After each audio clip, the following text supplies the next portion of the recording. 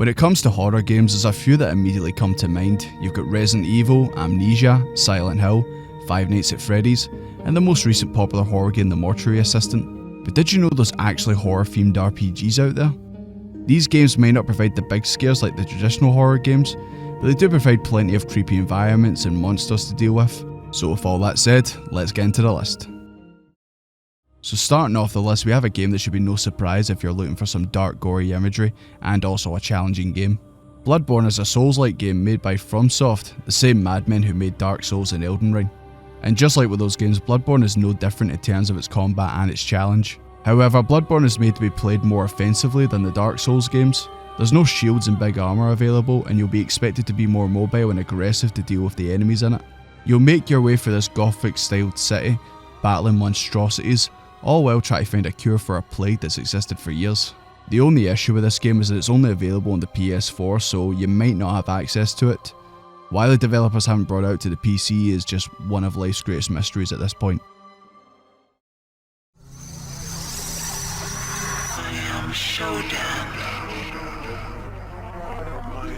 System Shock 2 is quite possibly one of the most influential games of all time, with its unique FPS and RPG gameplay, the creepy environments you need to navigate through, and of course quite possibly one of the best antagonists in gaming history, Shodan. The game also influenced the creation of the Bioshock and Dead Space franchises, so I think it's safe to say this game's pretty damn good. It is a bit tough to begin with though. You might struggle to advance the story dealing with enemies and hazards at the start, but that's to make you want to cybernetically upgrade your character to make these challenges a lot easier. Which means you actually lose more of your humanity and become more like a machine, which is quite possibly what Shodan wants. I highly recommend you give this game a go, even if it does look a bit dated graphics wise. There is supposed to be a remake coming out, but I'm not sure when that exactly is. It was meant to be sometime this year, but so far there is no release date. So if you'd like to play a more modern version of the game, then I'd suggest waiting for that one, but I highly recommend that you play the original. Next we have one of the more unique games on the list. Shadow Hearts is a PS2 RPG that came out in 2001. Set in an alternate reality just before the beginning of World War I, you play as a guy called Yuri who rescues a girl from this very English looking fellow called Bacon. He's just called Bacon, you know, very English. Anyway, once they've escaped, they'll make their way across China and Europe fleeing for their lives. And in typical JRPG fashion, their quest becomes something even bigger than was initially expected. The game is a typical turn-based RPG, but there is a unique gameplay mechanic called the Judgment Ring in it. This will show up on screen with coloured areas on it, and you'll need to time your button presses on them, and this will decide if your attacks hit or miss. So it actually does a good job in keeping you engaged in every fight. You can also change into different forms to boost your attacks, or even give yourself new abilities in combat. There is a sequel to the game called Shadow Hearts Covenant, and it's regarded as actually the best in the series. So you're probably thinking, well, why didn't you recommend that one instead of this original one?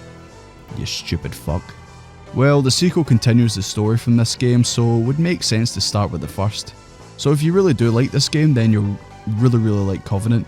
And if you don't like this game, then I guess give Covenant a shot, but just look up the plot for this game. But I highly recommend you just play both and see how you feel. Explore the underground vampire society in Los Angeles. In Vampire the Masquerade Bloodlines, you play as a low-rank vampire working for powerful vampire clans and slowly rising up the ranks. Along the way, you uncover a conspiracy that could shake the vampire society to its core and maybe even destroy the world. The game is set in a first-person perspective, but you can play it in third-person if you'd like. It's quite similar to Elder Scrolls and Fallout. You can build your vampire to your liking, so you can make them a stealthy build that stalks the prey from the shadows, or just a rooty-tooty-shooty vampire. The choice is absolutely yours. There's also plenty of NPCs to talk to where you can choose your own dialogue choices. It gives this game a lot of replayability. If you want to play as a good vampire man, or if you want to play as an absolute piece of shit vampire man, it's entirely up to you. So if you've ever wanted to live the life of a vampire, drink blood, take part in the famous underground vampire raves, but you're just too scared to leave your house, then this game's for you. I could have chose the original one for this list, but this remaster improves on the original game. The Binding of Isaac is a roguelike game created by indie devs Edmund McCullen and Florian Himzel. I hope I pronounced that right.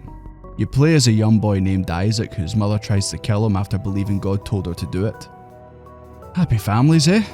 Isaac escapes into the basement of the house, but then he has to fight for his life against all these monsters. The game randomly generates the dungeons you explore, so every playthrough is different. You'll start weak only be able to use your basic attack, which is actually shooting your own tears at enemies.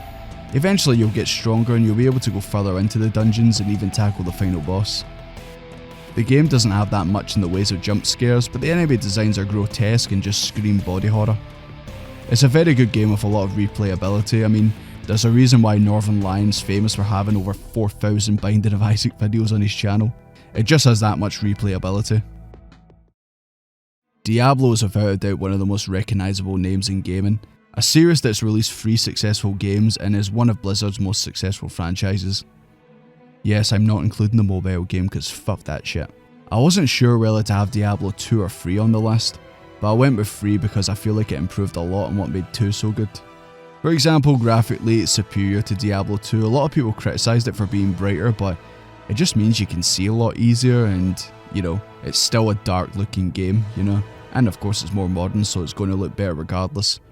The gameplay is smoother and allows you to use controller or mouse and keyboard support, compared to Diablo 2's now clunky gameplay.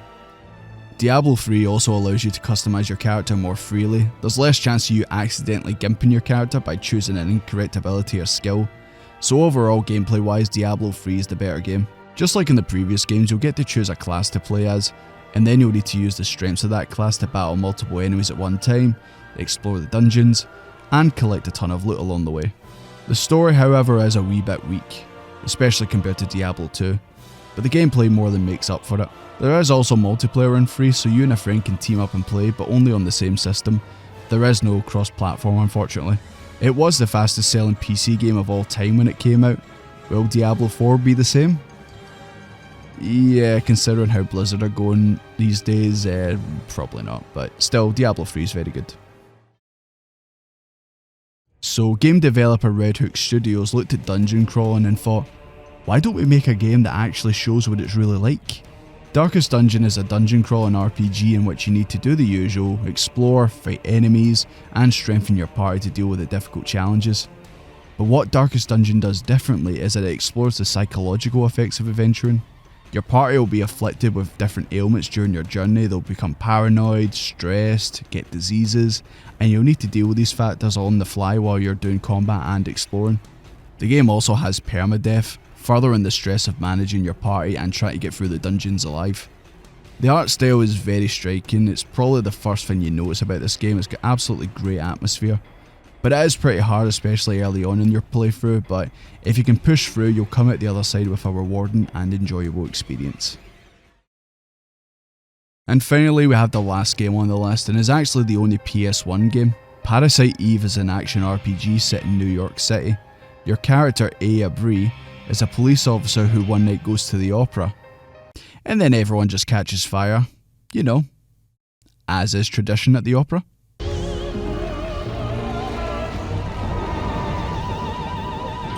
The one responsible for this is Eve, a human who seems to be taken over by some kind of alien life form.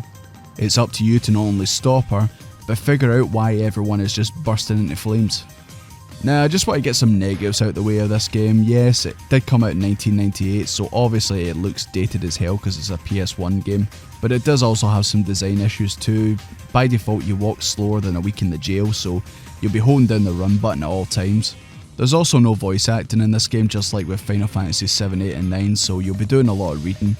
And try to interact with some objects in the environment isn't as noticeable as other games like Resident Evil, for example. Like Resident Evil, you've got objects that are clearly 3D and you can tell that they can be picked up, but in Parasite Eve, however, there's plenty of times where I've walked over to like a table and just hit A randomly and something's got picked up and I didn't even see it. Also, the UI can be a wee bit tricky at times. When you're trying to upgrade your equipment, sometimes you might accidentally throw away the good one that you were trying to upgrade, just because the UI didn't exactly tell you very well. The combat is action based. You have an action bar that builds up over time, and when it's full you can choose to attack, use items, or even swap equipment mid-fight. You have total control of your character during these fights, so you'll need to dodge enemy attacks while waiting for your action bar to fill up. You also do have a magic meter that allows you to heal yourself or use other abilities. I do have a bit of a confession to make. I've never actually played Parasite Eve before this video. I knew about it, but I just never tried it. So for this video I gave it a shot, obviously to play it and give my opinion and capture the footage that you're seeing right now, but I'm so glad I did. It is a dated game and does have its issues like I described, but I was fully engaged with the story and I was wanting to know where it goes, and I actually did like the combat, even though it is really simple, but there's just something fun about it, that you're upgrading your character, feeling stronger, and also you were using the action to dodge attacks and stuff, so yeah, I really enjoyed it. If there's one game on this list that I encourage you to play the most, it's definitely Parasite Eve.